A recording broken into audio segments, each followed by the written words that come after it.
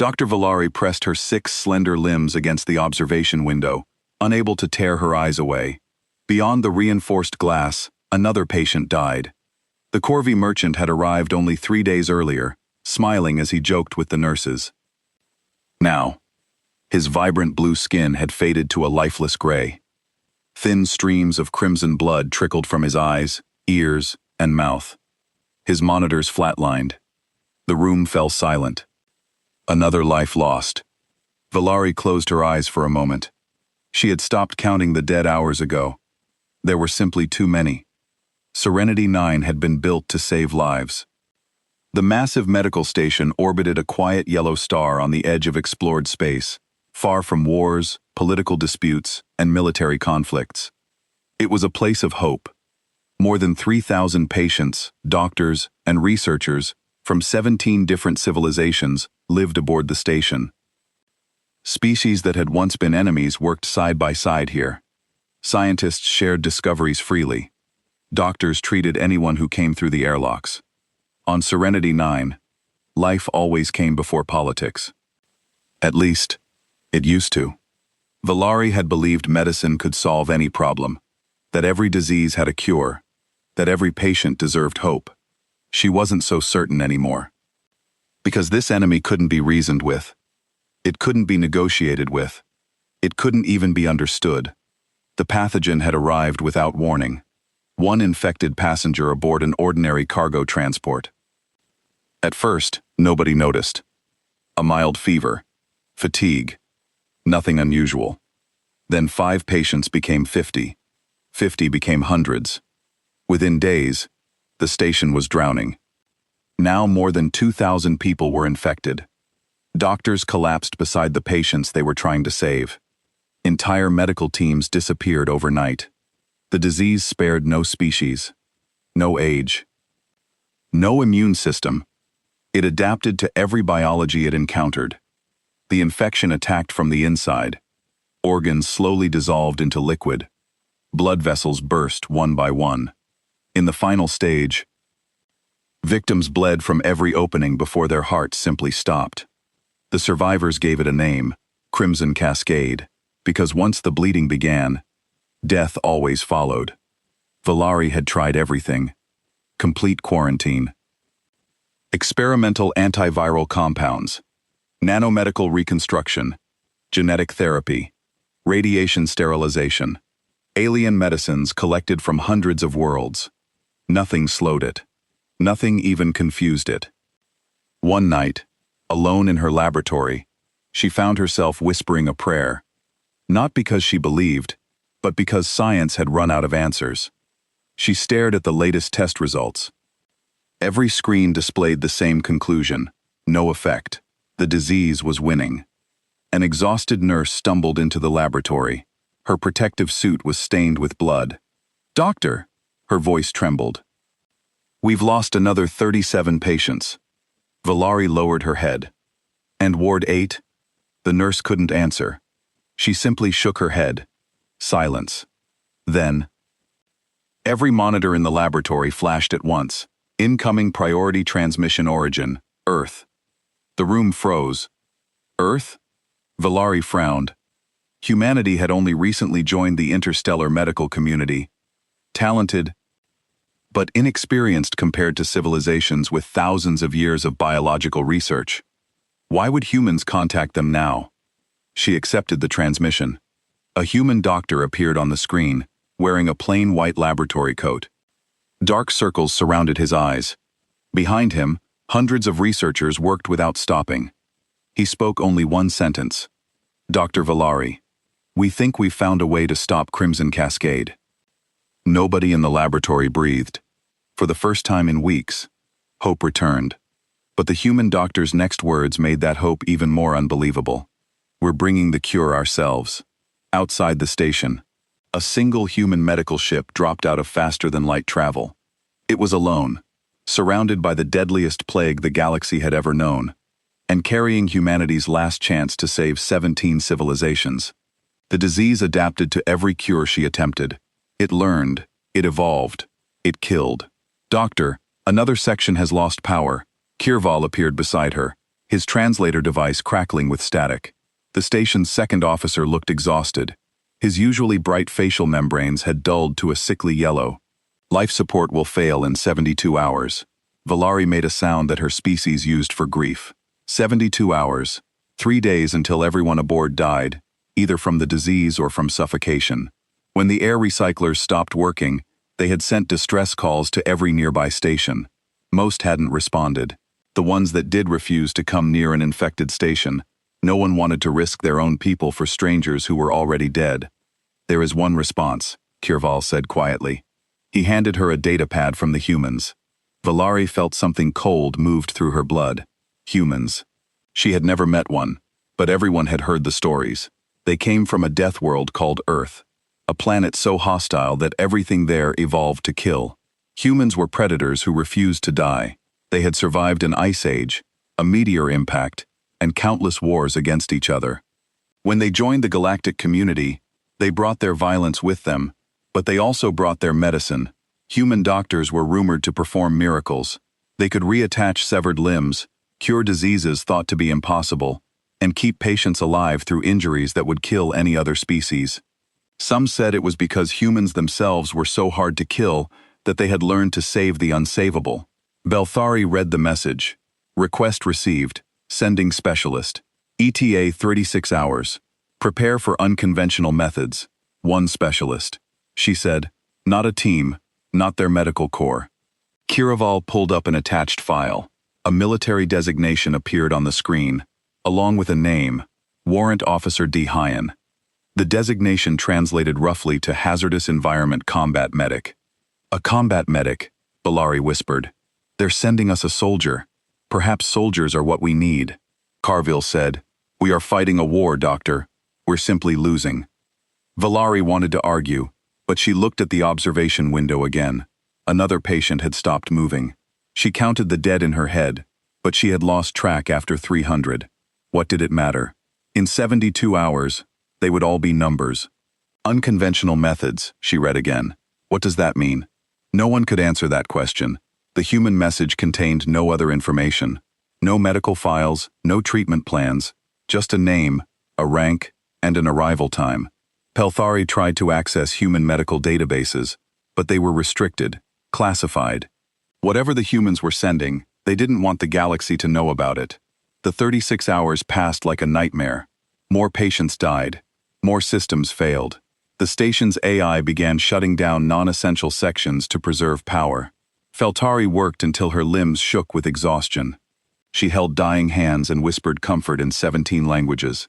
She lied, and said everything would be fine. She stopped believing her own lies. When the alert came that a ship had arrived, was in the middle of pronouncing a child dead. A Thiar girl, only 6 years old. The girl's mother keened in grief. A sound that cut through Valari's hearts. She finished the death ritual and walked slowly to the docking bay.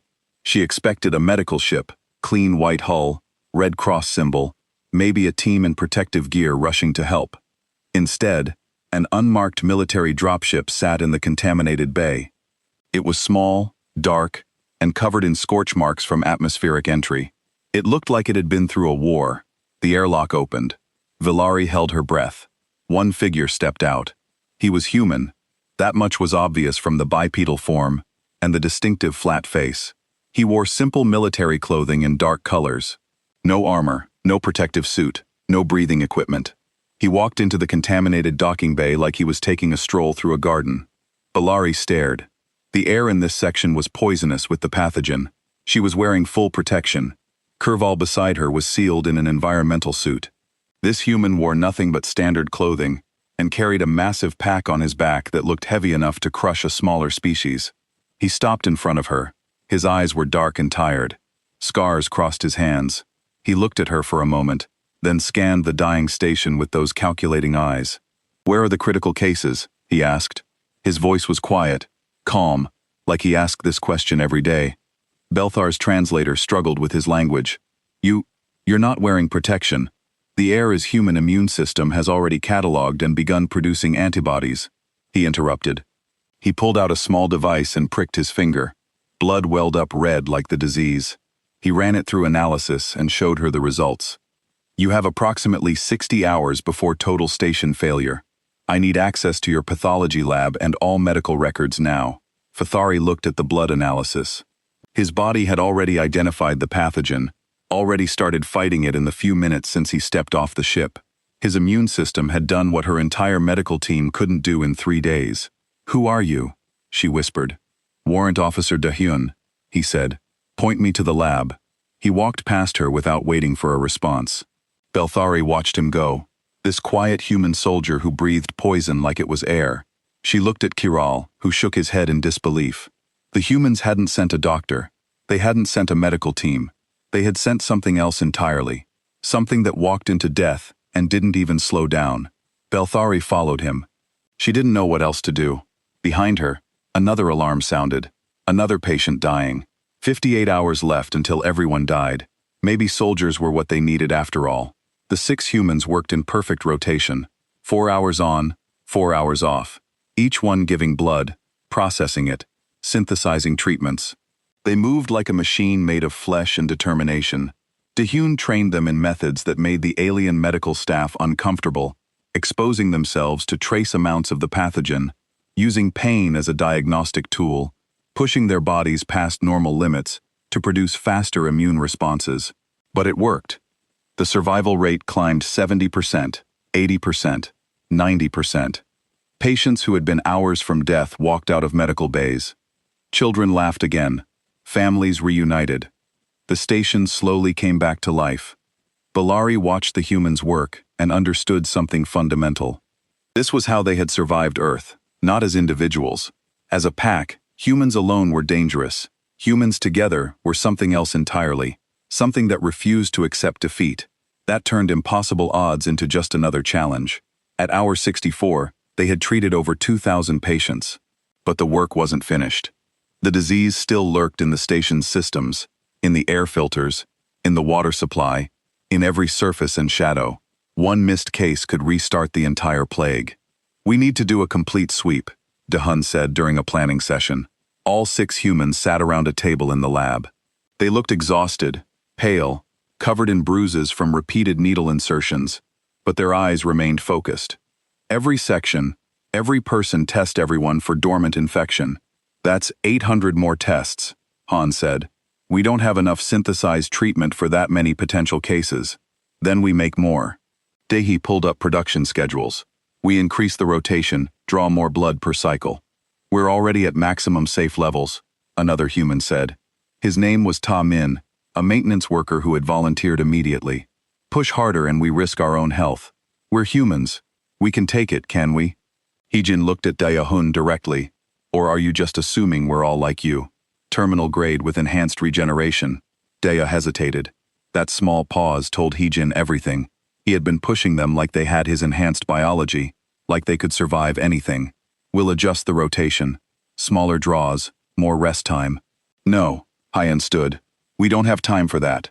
You're right. We need to sweep the station completely. But we do it smart. We pull our resources. Get the alien medical staff trained on basic synthesis. Let them handle the processing while we focus on blood production. They can't work with human blood safely. Cross-contamination risks. Then we teach them safety protocols." Hein cut him off. "You taught us in 4 hours. We can teach them in 6. We have enough time if we start now." The decision was made. Over the next 6 hours, the humans trained 20 alien medical personnel in blood processing and treatment synthesis. It was chaotic. Several mistakes were made, but the aliens learned. They learned because humans were patient teachers, because the humans showed them that making mistakes was part of learning. That failure wasn't the end. Kor, then the throne engineer, proved surprisingly good at the technical aspects. His 6 manipulator limbs allowed him to handle multiple processes simultaneously. Prila, the Yulan chemist, understood the synthesis chemistry better than some humans. Kerval coordinated the teams with military precision. The station became a unified organism. Humans providing the blood, aliens processing it. Everyone working toward one goal: complete sterilization of the plague. At hour 72, the original deadline for total station failure, they were still working, but the station was stable. Power restored, life support functioning, the disease contained. They had bought time. Now they needed to use it. The sweep began. Every person on the station got tested. Blood draws, scans, detailed examinations. They found 43 dormant cases. People who showed no symptoms but carried the disease. Each one was treated immediately. The synthesized antibodies worked perfectly. The dormant infections died before they could spread. Hour 80 passed, then 90. The work continued. The humans rotated through their cycles. Draw blood, rest. Draw blood, rest. Their bodies pushed to limits that would hospitalize other species, but they kept going because that's what humans did. They endured. Dehe worked through every cycle. Even during rest periods, he was planning, calculating, optimizing. Hai-Jin tried to force him to sleep, but he just smiled that small, tired smile and kept working. I'll rest when it's done. At hour 96, something changed. The disease tried one last evolution, a desperate mutation. It appeared in a single patient, a Korvathi male in the recovery ward. The strain was different, faster, more aggressive than anything they had seen. Alarms sounded. Medical staff rushed to contain it, but this time they were ready. Dehe looked at the pathogen analysis and recognized the pattern. It's trying to avoid the antibodies, changing its protein markers. Can we adapt the treatment? Filari asked. Not fast enough. It's spreading too quickly. He watched the monitors. The patient's vital signs were crashing. I need to expose myself again. Create new antibodies. No. Hai-Jin stepped in front of him. You've pushed too far already. Your body can't take another infection. It has to. Then we all do it. Hai-Jin. Juan moved to stand beside Hai-Jin. If exposing ourselves creates antibodies, then 6 humans means 6 different immune responses. 6 chances to find what works. Dehe stared at them. That's suicide for normal humans. You don't have enhanced regeneration. The fever will kill you. Then teach us how to survive it. Tammin joined them. Then the other 3 humans. All 6 standing together. You said humans don't give up. Prove it. Show us how to fight. For a long moment, Dehe just looked at them. These humans who had volunteered, who had given blood until their bodies screamed, who had learned his methods and pushed themselves past their limits. His pack, his team. He nodded slowly. We'll need medical support, cooling systems, cardiac monitors. If anyone's temperature hits 44 degrees, we force cooling. Understood? They understood. The alien medical staff prepared 6 medical bays. The humans lay down on beds side by side. Dehe prepared syringes with the new strain, carefully measured doses, enough to trigger immune response, not enough to kill outright. This will hurt, he said quietly. Your bodies will fight. You'll feel like you're dying. Maybe you will die. But if we survive, we end this. No more mutations. No more evolution. We create a universal antibody that recognizes any form of this disease. Then let's end it. Hawan held out her arm. One by one, the humans were infected. One by one, they began to burn. Temperatures spiked. 102 degrees Fahrenheit, 104.106.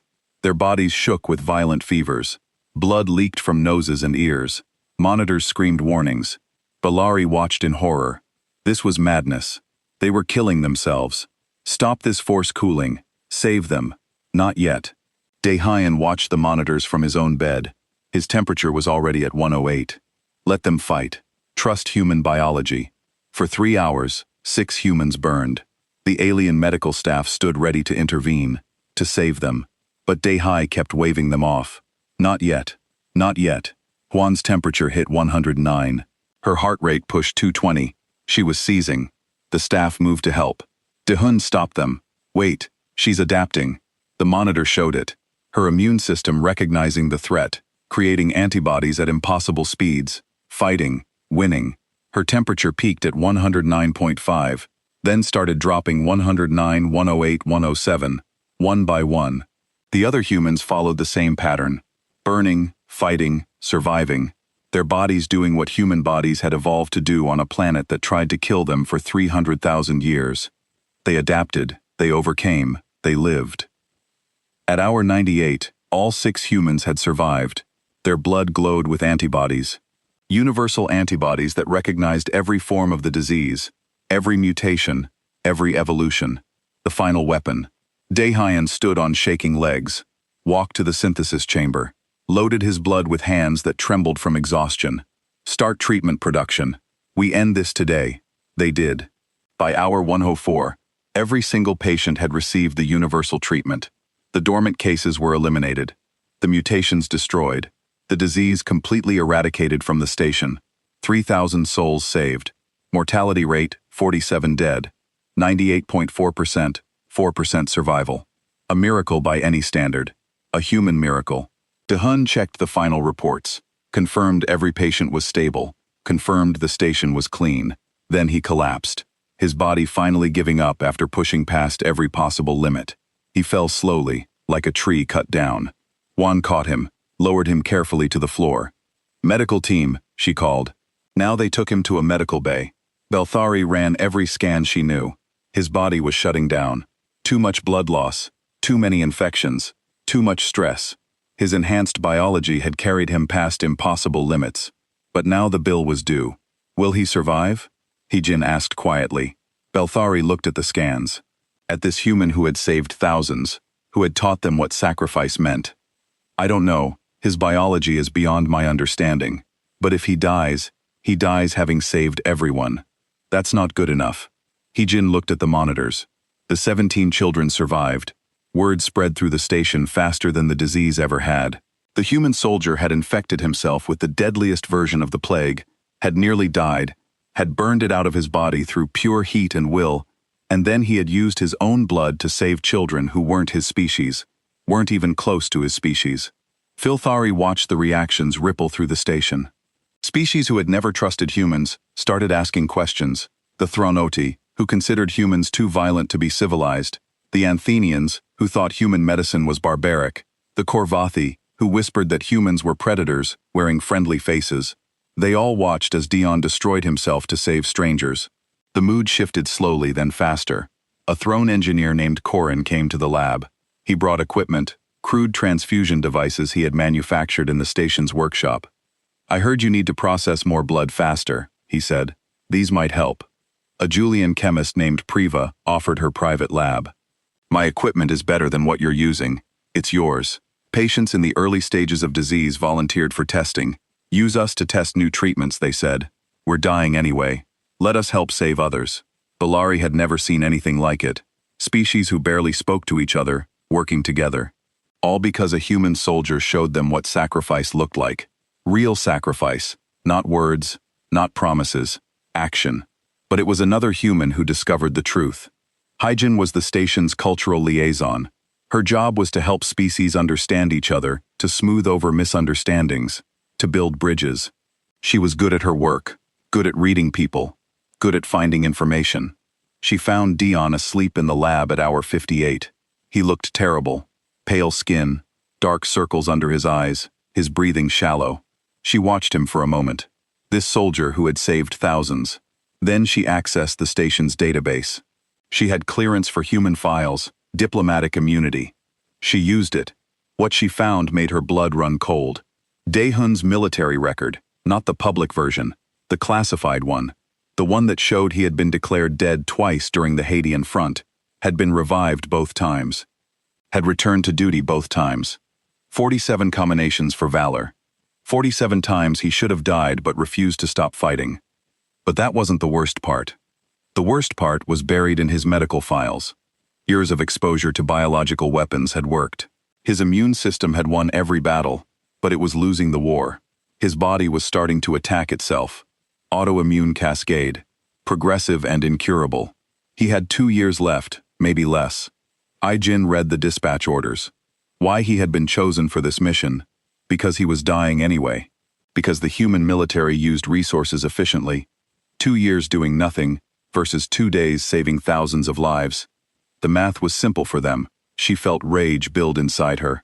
They had sent him to die, used him like a disposable tool, and he had gone willingly. Dehan woke up. His eyes opened and found her immediately. Alert, aware. You're reading classified files. You're dying. Hyjin didn't hide the datapad. Terminal grade. 2 years left. 2 years is optimistic. He sat up slowly. Moved to his workstation like nothing was wrong. Probably 18 months.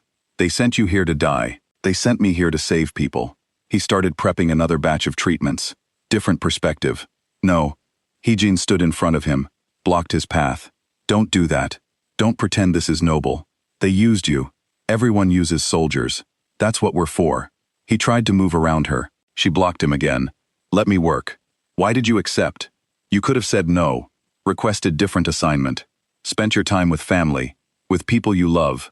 No family, no loved ones. He said it matter-of-factly like he was stating the weather. I'm a soldier. I go where I'm needed. You're a person. You deserve better than being burned up as fuel for someone else's survival. Do I? He looked at her directly, those tired eyes holding something deeper. I've killed people, done terrible things in terrible wars. This is the first time in 20 years my existence has saved lives, instead of ending them. That feels like what I deserve. Hyjin stared at him.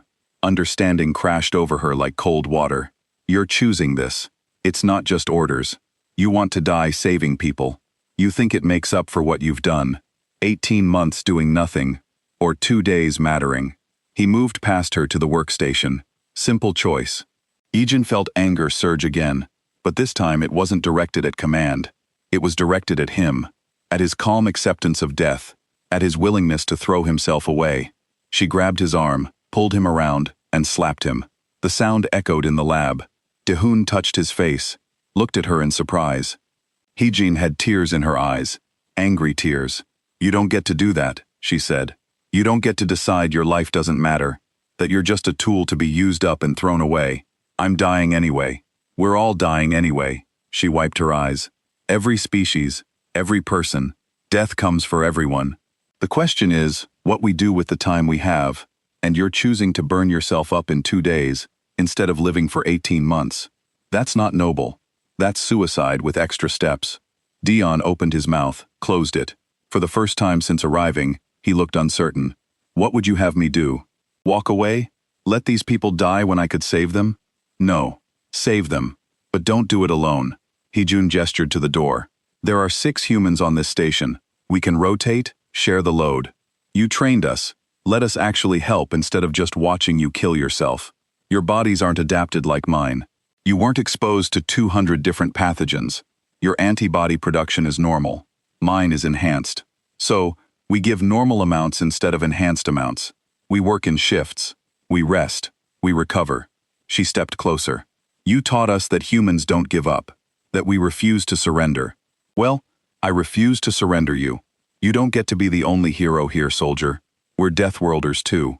Something changed in Dean's expression. Not much. Just a flicker of something that might have been hope, or maybe just exhaustion. Finally winning. You understand what you're offering? The pain. The recovery time, the risk. I understand. We're human. Pain is temporary. Recovery is possible. And risk is just another word for being alive. She held out her arm. Now sit down, and let me draw blood from you slowly and safely, and then you're going to rest for 4 hours while the rest of us work. That's an order. You don't outrank me. I don't care. She pushed him toward a medical bed. I'm pulling diplomatic immunity. As the cultural liaison, I'm declaring that watching you kill yourself is culturally traumatic for everyone on this station. So sit down, rest, let us help.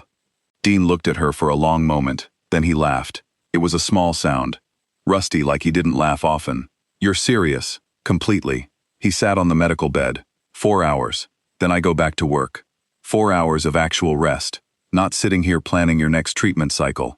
Can't promise that. Try anyway. Hyjin pulled up a chair beside the bed. And when this is over, when everyone is saved, you're coming with me to medical for a full workup. We're going to see if there's anything we can do about your condition. There isn't. I've checked. You've checked human medicine. You haven't checked what the galaxy's best medical station might do with access to a human who survives impossible diseases. She smiled slightly. Maybe we can learn from you. Just like you're saving us with your biology. Dion closed his eyes. For a moment, Hyjin thought he had fallen asleep. Then he spoke quietly. Thank you for what? For not letting me do this alone. He opened his eyes one more time, looked at her. For caring that I survive. Someone has to. Hyjin stood now rest. That's not a request. She left him there, and went to organize the other humans. They had 28 hours left. 2,847 patients still needed treatment. 1 human couldn't do it alone, but 6 humans working together. That was different. That was possible. The station was learning something important. Humans were dangerous. Humans were violent. Humans came from a world that tried to kill them, but humans also refused to let others die. They shared the burden, they carried each other, and when death came, they didn't surrender. They fought together. Maybe that was the real lesson, not that humans were individually indestructible, but that humans together were unstoppable. Dihai worked without stopping. Valari tried to track his hours, but she lost count after 24. He moved between the lab and the wards in a constant cycle: draw blood, process it, synthesize variants, test on patients, adjust formulas, draw more blood. The routine never changed. His skin grew paler with each passing hour. His movement slower, but his hands never shook when he held a syringe. His eyes never lost that calculating focus. He was a machine, running on determination, and whatever stimulants he kept injecting into his own veins. Valari watched him work, and felt something she hadn't felt in days. Hope the treatments worked, not perfectly. Some patients still died, but the survival rate climbed from 0% to 20%, then 40, then 60. Each percentage point represented lives saved, children who would see tomorrow, parents who would go home. But those lives cost something. They cost blood, human blood, Dehun's blood. By hour 31, he had drawn over 15L. No species in the galaxy could survive that kind of blood loss. Valari had checked human medical files, the ones that weren't classified, and even humans shouldn't survive it. But Dehun kept working. He injected himself with compounds that made Valari's medical training scream in protest. Stimulants that would kill a patient, regeneration boosters that pushed cell division past safe limits. He was burning himself up from the inside to keep producing blood. "You need to stop," she told him at hour 32. "You're killing yourself. Not dead yet." His voice was rough from exhaustion. He was setting up another centrifuge run. "Still have work to do. The treatments are working. We can slow down, space them out. Patients are still dying." He loaded the centrifuge. "We don't slow down until everyone is treated. That's how this works. This isn't sustainable. It doesn't need to be sustainable." He finally looked at her. His eyes were bloodshot and deeply tired. "It just needs to work long enough." He collapsed at hour 33. One moment he was standing at his workstation. The next he was on the floor unconscious.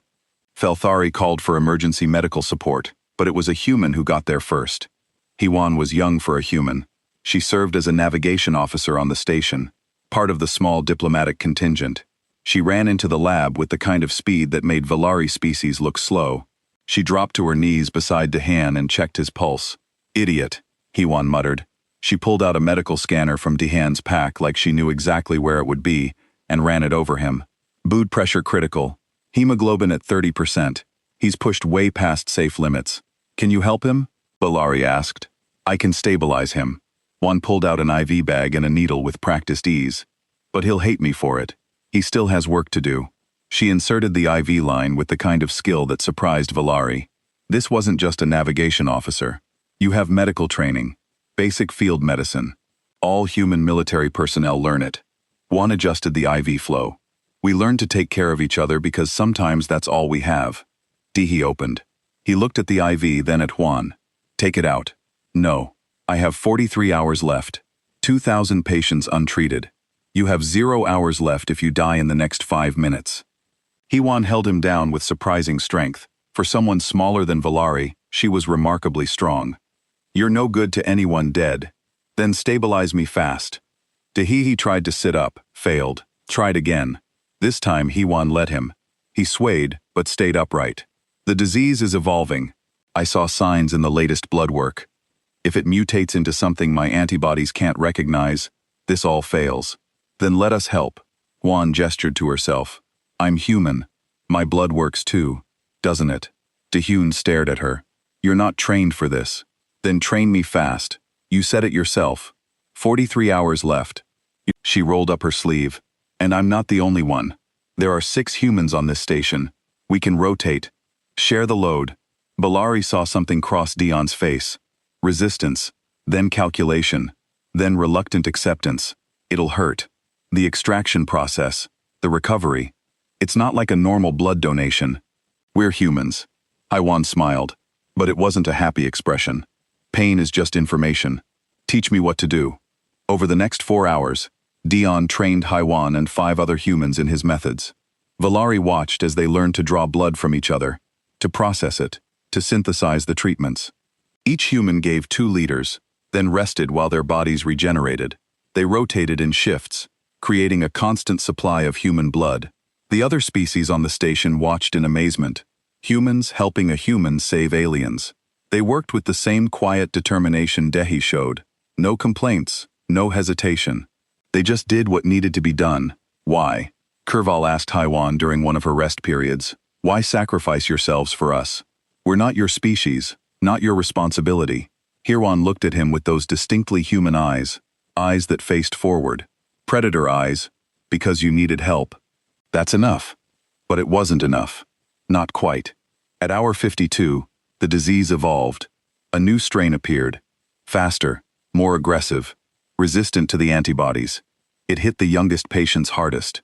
Children who had been recovering suddenly crashed, their organs failing in hours instead of days. 17 children across multiple species were dying. Belthari's staff tried everything. Nothing worked. The new strain was different. The antibodies couldn't recognize it. Dehi stood in the lab staring at the test results.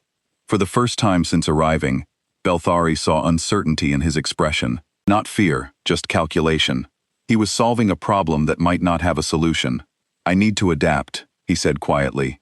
Adapt how? Haiwan asked. The antibodies don't work on this strain. Then I make new antibodies. He pulled out a syringe filled with dark liquid. Not golden like the treatments. This was red. Blood red. I expose myself to the new strain, let my immune system fight it, then extract the antibodies that work. Valari felt her blood freeze. That's suicide. You'll be infected with the deadliest version of the disease. I'll be infected with a disease my body is designed to fight. Dehi loaded the syringe into an injector. Humans evolved fighting diseases. This is what we do. You could die, I could, but 17 children definitely die if I don't try. He held up the injector. Simple choice. It wasn't simple. Nothing about this was simple. But Valari watched as Duan pressed the injector to his arm and pulled the trigger. The red liquid disappeared into his bloodstream. For a moment, nothing happened. Then Dehian's whole body tensed. He gasped, and blood appeared at his nose. His temperature spiked on the monitors. 40 degrees Celsius, 41-42. He's dying, Valari said. No. Haiwan watched the monitors with clinical focus. He's fighting. Human fever response. We burn diseases out with heat. 43 degrees. That's lethal for you. Not for us. But Juan's voice was tight with worry. Dehan fell to his knees. Blood ran from his nose and ears. His body shook with violent tremors. The monitors showed his heart rate climbing. 160 beats per minute. 180-200.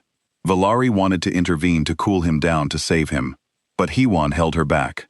Let him fight. Trust his biology. For 3 hours, Dion burned.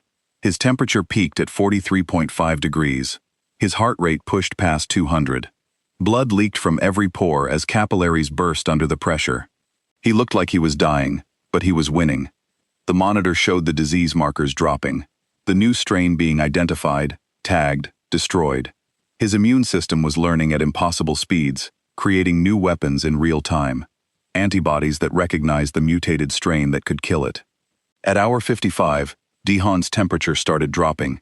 His heart rate slowed. The bleeding stopped. He opened his eyes and looked at Juan. His voice was barely a whisper. Draw blood now. She did. His blood glowed golden under the lab lights, rich with antibodies, rich with the weapons needed to save 17 dying children. Dehi passed out again, but not before he whispered, synthesize it, test it, save them. And they did. Dehi walked through the medical bay like he was surveying a battlefield. Belthari followed close behind, trying to explain the situation, but he barely seemed to listen. His eyes moved constantly, taking in everything. Dying patients, failing equipment, exhausted medical staff.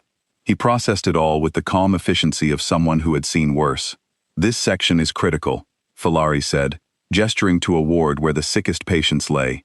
15 species represented. All in late-stage infection. We've tried every stop. Dehi held up one hand. He moved to the nearest patient, a Julian female whose breathing came in shallow gasps. He didn't ask permission. He simply placed his hand on her forehead, checking temperature. Then he pulled out a scanner and ran it over her body. Blood oxygen at 40%, liver failure, kidneys shutting down. How long? 6 hours, maybe less. Dehai nodded once. He moved to the next patient, then the next. He examined 12 patients in 10 minutes, his movements quick and precise. When he finished, he turned to Veltari. I need your pathology lab. I need all your research on this disease. I need blood samples from every infected species. And I need you to trust me. Trust you to do what? To use unconventional methods. He unslung the massive pack from his back and set it down with a heavy thud. Where's your lab? Bellari led him to the pathology lab. It was a mess. Equipment scattered everywhere. Data screens showing failed experiments. Her team had worked here for 3 days straight before exhaustion took them. Most were now patients themselves. Dehyun surveyed the space with the same calculating look. Then he started unpacking his equipment. Bellari watched in confusion as he pulled out devices she didn't recognize. Military-grade medical equipment, portable centrifuges, synthesis chambers that looked improvised, and syringes. So many syringes? What are you planning? She asked. Dehai didn't answer immediately.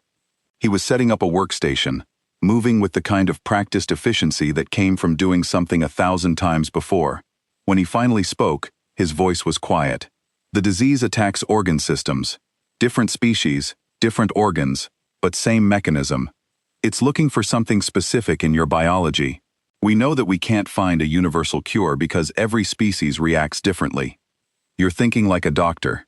Dahiran pulled out a medical scanner and ran it over himself. Data appeared on a screen. I'm thinking like a soldier. You don't need to cure the disease. You need to give the body weapons to fight it. Antibodies, Falari said. We tried that. The disease mutates too fast. By the time we develop antibodies for one species, the pathogen has evolved. You tried using antibodies from each species. Dehayan looked at her directly for the first time. His eyes were tired but sharp. You didn't try using mine. Bellari felt her blood go cold. What? Human immune system is different. He held up the scanner showing his results. We evolved on a death world. Everything on Earth tried to kill us. Bacteria, viruses, parasites, predators, our own planet. So, we adapted. Our immune system is aggressive.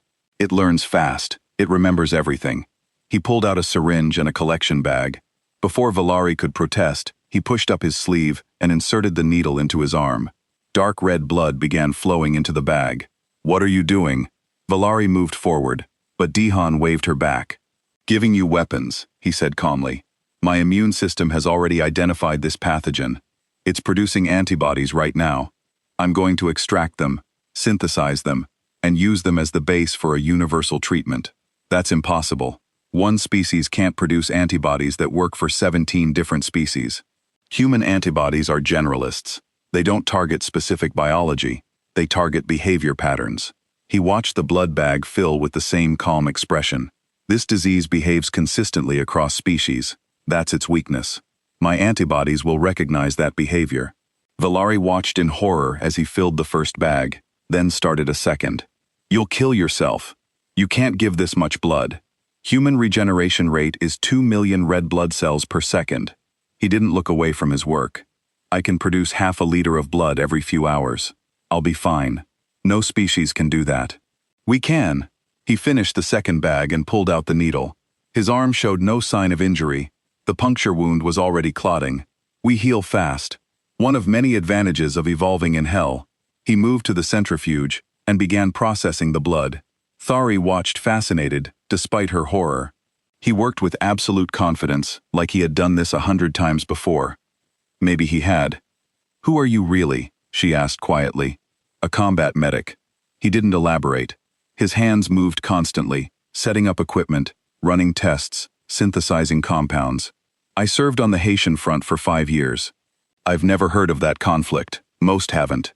It was a small war on a planet where the atmosphere was weaponized. Biological agents in the air, in the water, in the soil. He loaded the centrifuge and started it spinning. I was exposed to 247 different pathogens. Survived them all. Falari stared at him. That's impossible for your species. Yes, for mine. He shrugged. Humans are hard to kill. It's what we're good at. The centrifuge finished. Dehi extracted the separated components of his blood, plasma rich with antibodies. He loaded it into the synthesis chamber and began programming a sequence. This will take 6 hours to produce the first batch. Then we start testing. Testing on who? The critical cases. The ones with 6 hours left. He looked at her. They're dying anyway. We try this or they die. Simple choice. It wasn't simple. It was barbaric. It violated every medical protocol Valari knew. But she looked at the data on his screen. The antibody markers were unlike anything she had seen. Dense, aggressive, adaptive. If this worked, I need to inform my staff, she said. Do it fast. I'm starting the next extraction in 20 minutes. Valari left the lab in a daze. She found Kurval in the command center, coordinating what remained of the station's operations. When she explained what the human was doing, Kurval's facial membranes went pale. He's using his own blood, litters of it. He says humans regenerate fast enough to survive it. That's madness. That's unconventional. Valari looked at the casualty reports scrolling across the screens. Another 20 dead in the last hour. We're out of conventional options. She returned to the lab 6 hours later. DeHun hadn't moved from his station. He had drawn more blood. She counted 4 more bags sitting in the processor. His skin looked pale, but his hands remained steady as he worked. First batch is ready, he said without looking up. Loading into delivery system now. He filled a syringe with golden liquid. It gleamed under the lab lights like something precious. He stood and walked toward the door. Valari followed him to the critical ward. The Yulan female was still alive, barely.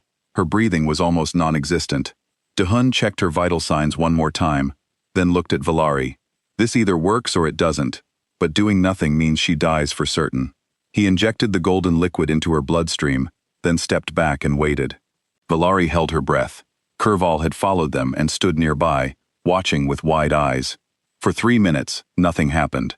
The patient's vital signs remained critical. Valari felt her heart sink. It hadn't worked. The human's mad plan had failed. Then the patient gasped. Her vital signs spiked. Blood oxygen started climbing.